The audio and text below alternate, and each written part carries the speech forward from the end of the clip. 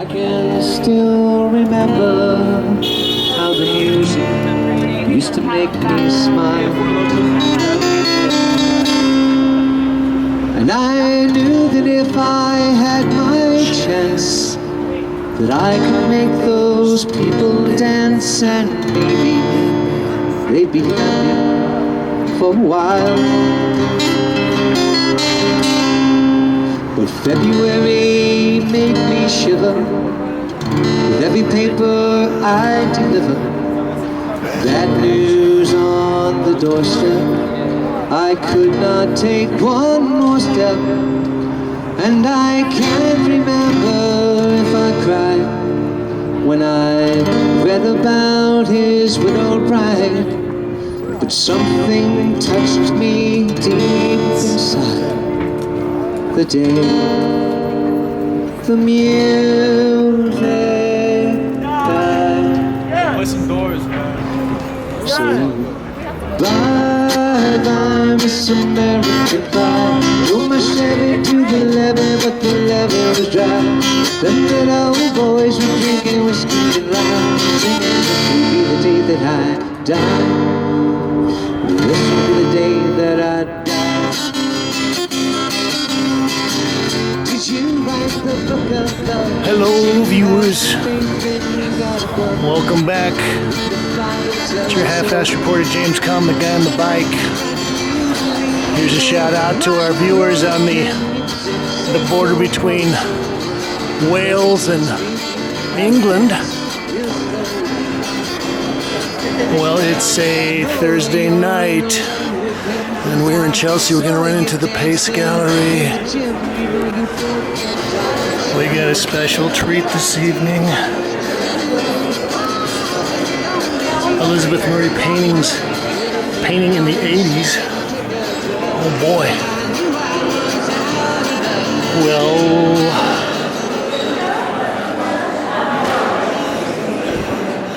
oh, there's Bob, Elizabeth's husband. I've been a fan of Elizabeth for years. Not that one. Okay, thank you. I guess somebody's put a restriction on some of the paintings. And there was a cornucopia of openings tonight. I could have been at the Richard Prince show. Could have been at the Jim Shaw show. I could have been at the Yayoi Kusama show. Maybe we'll make it back into Chelsea in time to cover some of those. Oh, there's Jason Andrew. Hey, guy. I think he's working with the estate now.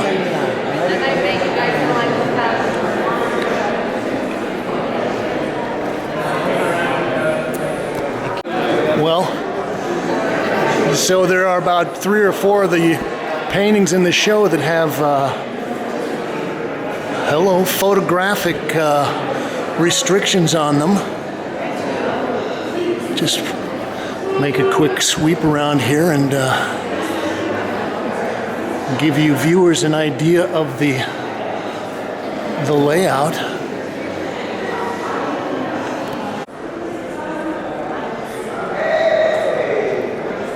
Well,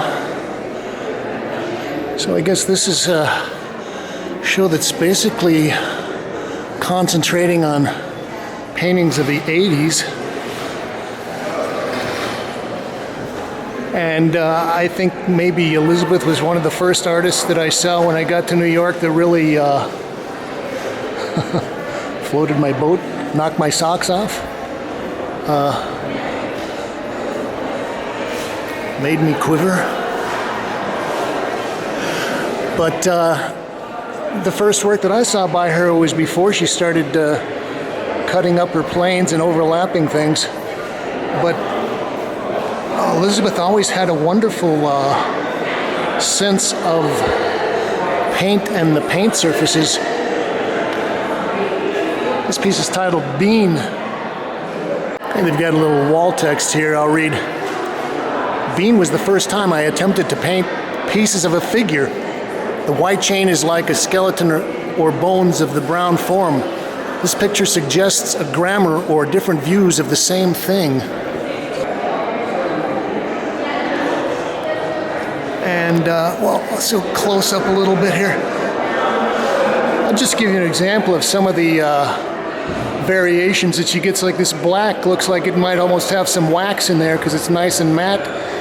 And then that's posed against this kind of a cobalt blue that's thickly brushed on. Yes, Elizabeth was a master. I am saying that without any reservations.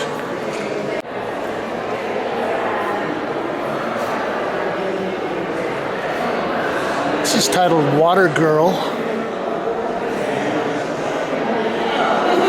Elizabeth had a lot of various themes that she would come back to, or that she used a lot back in the 80s. One of them was a coffee cup. You can sort of see part of that here. Maybe there's the finger hole and her drop of water.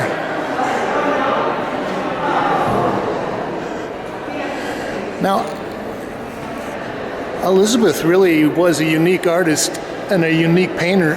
You know, she never fit into any particular preconceived category. I got to town and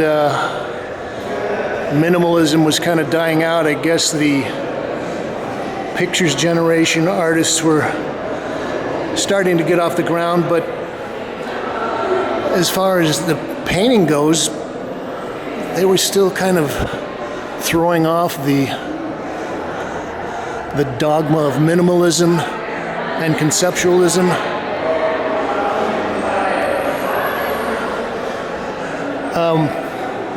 Bob, her husband, wrote a little poem here. I'm not going to read it, but you can pause here and read it to yourself.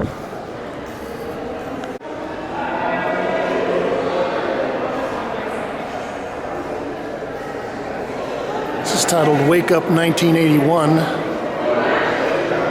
Oil on canvas, 3 parts. This is 9 1/8 by 8 feet 9 inches by 1 5/8 inches.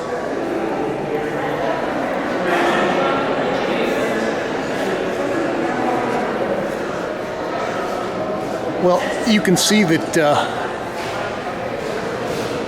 Elizabeth would do a lot of work on these. There are a lot of coats of paint, various types of textures, surfaces.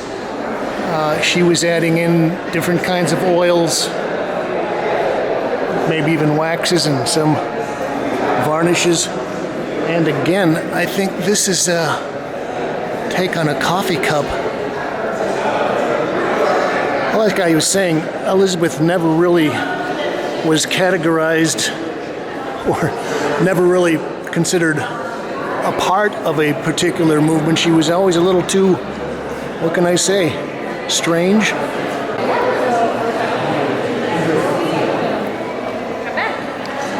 This is titled Stay Awake, and this is from 1989.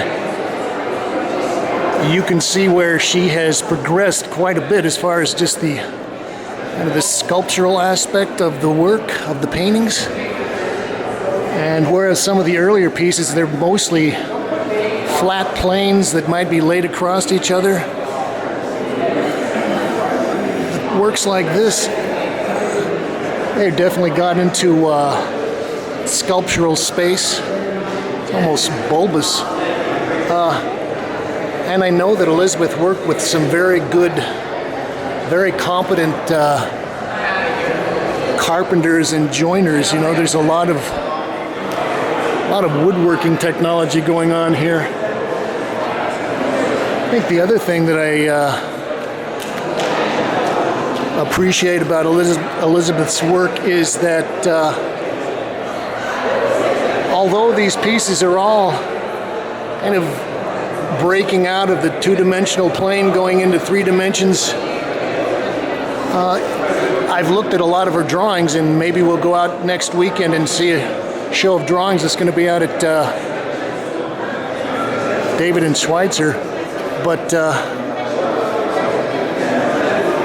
although they're three-dimensional, it's always kind of, I get the feeling that these pieces want to go back into two-dimensional space somehow. You know, I could stand here and spend hours just looking at one painting.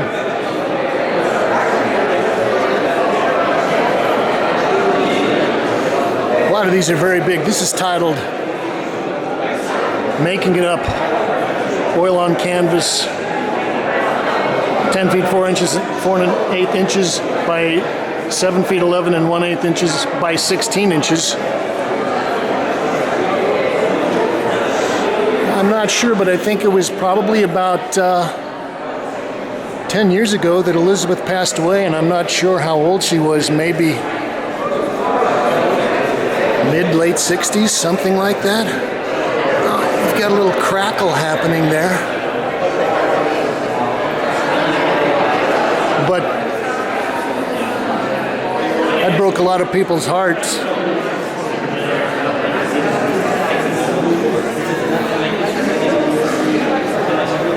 And getting back to her, kind of her art historical classification, there was a period of time, I guess maybe in the early 80s, when people like Schnabel and Solly were taking off that she was grouped together with the Neo-Expressionists. And I guess that would be because of her commitment to painting and real chunky, sensual, rich painting. I guess they all have these like eerie details. Are you making notes for yourself? No, I'm doing the James Kalm report, Oh, okay. the preeminent art vlog in the world. Oh, okay. I'll have to check it out. You can go see them on YouTube. Okay. Kalm. I got over 10 million views. All right, well, it'd be 10 million in one. That's good.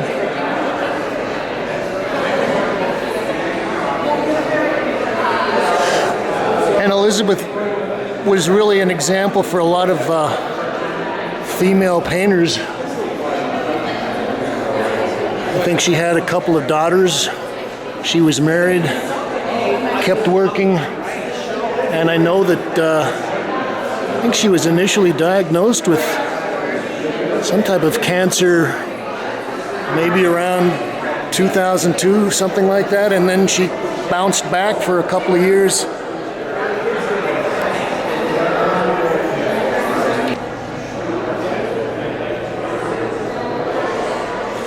This is titled 96 Tears.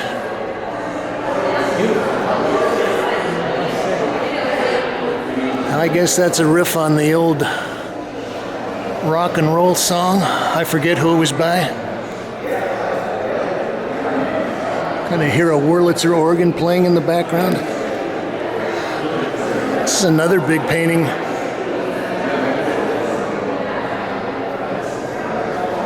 It's 9 by 7, 9 and 7 inches by 10 feet 10 and a half inches.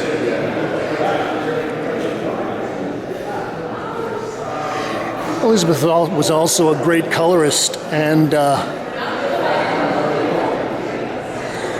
even parts of this that seem like they might be getting a little muddy. That's kind of an interesting way to play off the more pure high-keyed colors. And yeah, the designs for her stretchers are engineering feats in themselves. And just to give you a little idea of how complex they are, you see how this beveled edge kind of tips to the outside, come around the corner, and it bevels, goes back on the inside. Right there it crosses over, goes back to the outside, and then she's got her little forms, her corners sticking out. Now, I've been told that they won't let me photograph any of the other paintings in this particular hall. There are a couple of other paintings that they're restricting for some reason. Oh, that is so nice.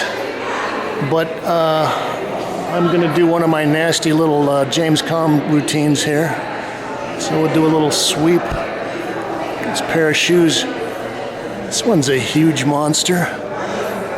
Okay, the guard was right there. Well, I've bumped into several fans and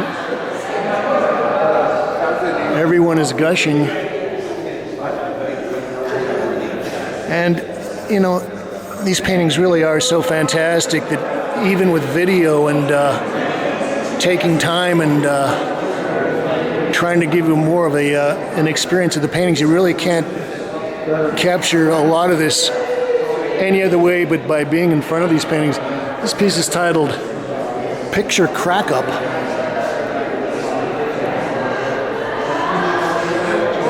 I love the way that if you look at Elizabeth's painting, that you can, almost like a forensic criminologist, you can get a sense of the way that she developed and produced these. You know, there's a lot of pedometti and scraping. The edges are always interesting for me because you get a chance to see the splashing and the overworking. Some of these other areas, you get a chance to see where she's revived ideas. And she was never afraid of focusing in on a particular area and really concentrating on particular details. I like that because there was a kind of a theory in modern painting that you wanted the entire surface to be kind of unified. And Elizabeth knew that there was a lot of opportunities for great little enclaves of painterly incidents that just make these so wonderful. Time is running down, and everybody's giving me the evil eye, so we'll try to wrap up as fast as we can.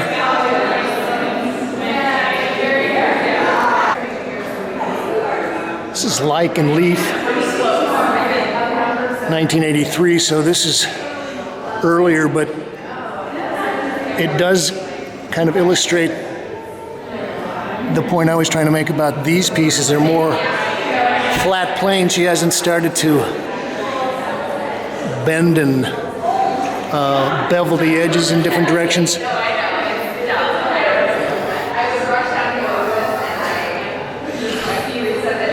I started dealing with painting and things on the internet probably about, well, this is the 13th year for the Kalm Report, so probably 3 or 4 years before that. So let's say 2003, 2004, there were a bunch of blog sites where people would post pictures of locally exhibited paintings, and there were a lot of female painters that used to comment and post their pictures, and had quite an active little community there. This one is titled Not Goodbye, 1985. You can have this one for $285,000, which is actually probably pretty reasonable. Anyway, there would be all kinds of arguments, ideas that were put forward about who was the most interesting painter at the time. I think this is about the time that Dana Schutz was coming on. And I always used to say, gee, what about Elizabeth Murray? And I think at that time, Elizabeth was such an overwhelming presence that a lot of these lady painters kind of had a grudge against her, or they saw her as the queen that had to be dethroned. And so they were pretty tough on her critically. And it's interesting to see the way that things have changed over time.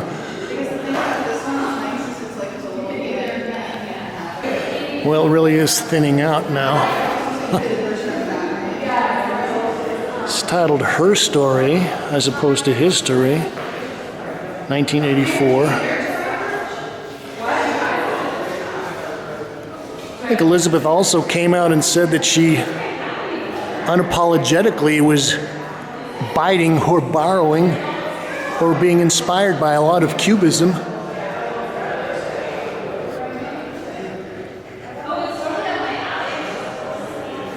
And these last couple of paintings, I think you really get a chance to see the kind of influence that people like Wang Gri had on her. Again, though, although this is very exuberant, very rich, juicy painting, the palette is wonderful. She's got great control. The shapes of the canvases and the holes that are cut in the middle of them kind of reflect each other. Okay. Hello. Gosh, there's Roberta Smith. Catching the last end of the show, huh? The afterglow? The last end of the beginning. Okay. Oh, this is a beautiful piece, but this kind of gives you an example of her going to the more subtle colors here. This is titled Table Turning. And like I said, she had certain themes that she came back to. Shoes were one of them. I think this is a coffee cup. That might be a table that's turned over. This is nice coloristically because some of the other pieces, she's got the very high-keyed, almost electric oranges, chartreuses, pinks, magentas, cobalt blues. This is almost like Sienese. She's got a lot of yellow ochre, Naples yellow, burnt umber. I guess that looks like phthalo green, maybe sap green. Also, I like the way she kind of mimics her forms. She'll cut a hole through somewhere and then she'll paint something that looks like a hole cut through there. And just see if you can catch the variations on the shines on the surfaces. Some of these areas have more oil or maybe varnish in there. And like I say, I always love contrast. Here on the edge it's very dry.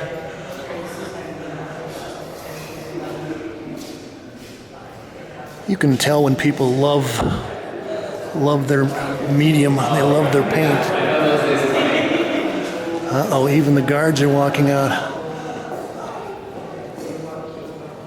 I'm gonna end up looking at this piece, which is not a bad piece. This is beautiful. This is titled Flying By. And again, I think this looks like a kind of an overturned goblet. This is 8 feet 8 inches by 6 feet 8 inches. Maybe it's because she's got these planes layered up. These things look a lot bigger than that.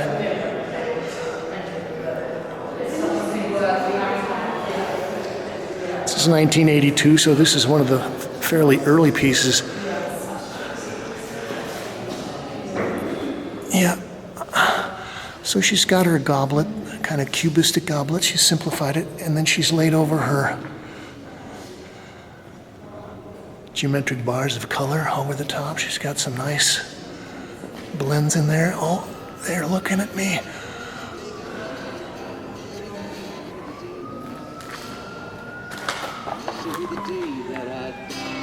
Really nice painting. This is James Kalm reporting. Oh. Okay, I got it. I got it. Thank you. Yeah. Elizabeth Murray painting in the 80s here at Pace, 510 West 25th Street. You can leave your comments, criticisms, suggestions, ideas, poetry. But you've got to help me with this. Thank you, Kate. Now verdict was returned, and while living bed the book on Mars, the quartet practiced in the park, and we sang dirges in the dark. The day the music died.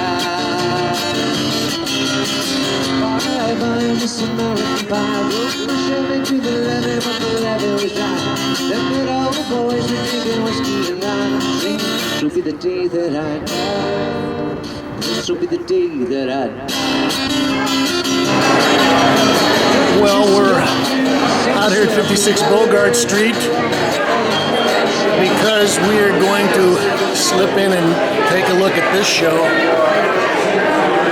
Elizabeth Murray torn from the Notebook. Show of her drawings.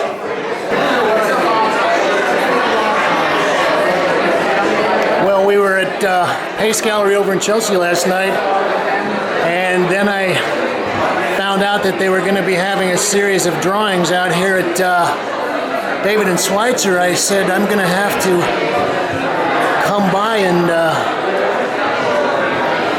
make part 2 of the Elizabeth Murray video. Well, I'll make it easy on myself and follow the little gallery listing here. This is titled Study for Things to Come, 1988. Colored pencil on lined notebook paper, 2 parts.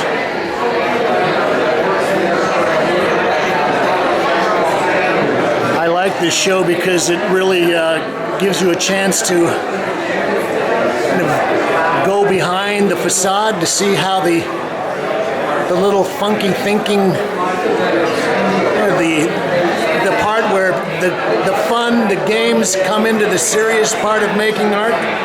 This is untitled, After Tangled, 1989. And yeah, I like the little scraps of paper from the notebook that are hooked in there. Study for Wonderful World, 9 3/4 by 7.5. I like this piece because you can see that Elizabeth, if she wanted to, she could render a perfectly good, straight still life. She's very good with her kind of building up her cross-hatching and her depth. Also, I think in all of these, it's nice to see that she's using a lot of various humble, medium, just ballpoint pens, color pencils, graphite. This is Study for What is Love, and I guess you can sort of see a figure in a bed, and this looks like it's some kind of a ledger book page.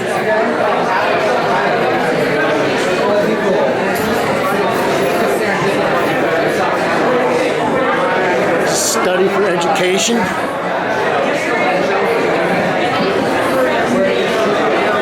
Color pencil. 9 1/4 by 6.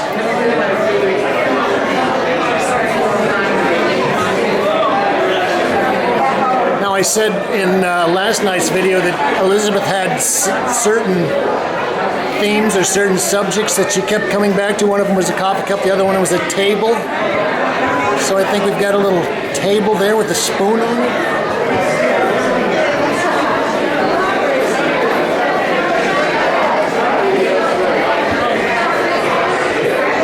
This piece is titled Red Corner, 1995. Color pencil on lined notebook paper, 7 1/4 by 10 inches. And this is nice because there's studio slop on there. There's drips of paint that splashed onto the drawing. Maybe she kept this on the palette table or something near the paintings.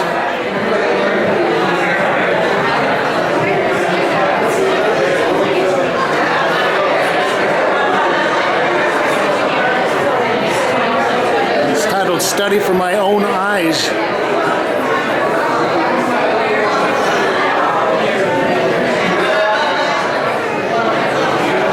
This one also has studio slop in there, fingerprints, oil stains.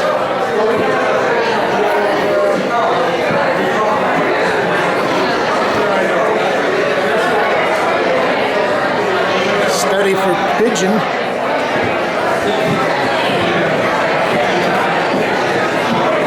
pencil and graphite on paper. This looks like it was maybe part of an envelope or something.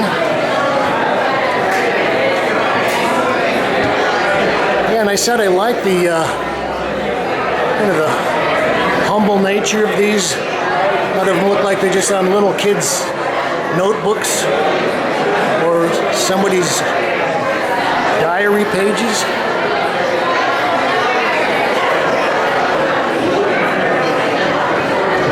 This is titled Truth and Justice in the Comics, number 2, 1990.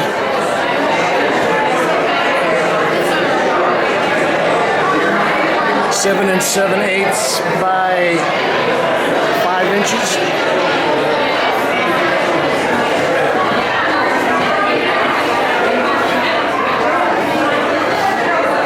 It's a study for sandpaper.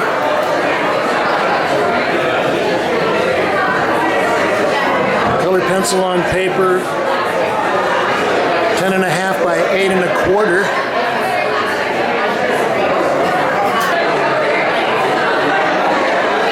The title of this piece. This is Why Painting, 1987. Pencil and colored pencil on paper, 4.5 by 7.5 inches.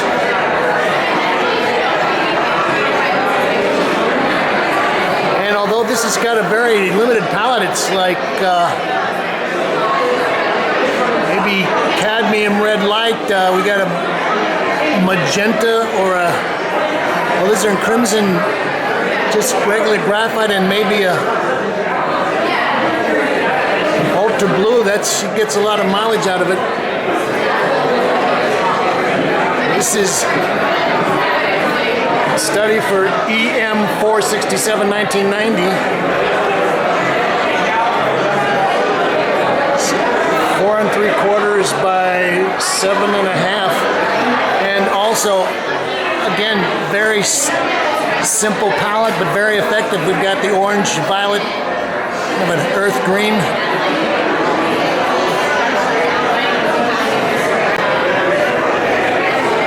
And it would be interesting to go back and maybe take a look and see which one of these drawings have been fleshed out into full-scale paintings. James Kalm, great David and Schweitzer, and we've been looking at Elizabeth Murray's drawings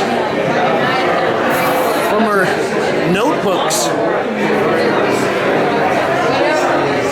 Thank you, Kate. Bye-bye, Miss American Pie. Straight into the levee, but the levee was dry. Then with all the boys drinking whiskey and pie, singing, "This will be the day that I die. This will be the day that I die. I die."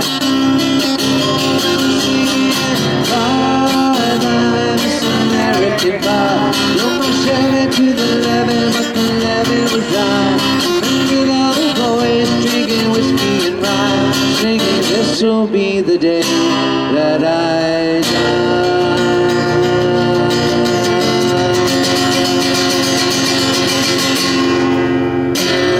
Wow, thank you. I think I got it. That's epic, epic. Thanks.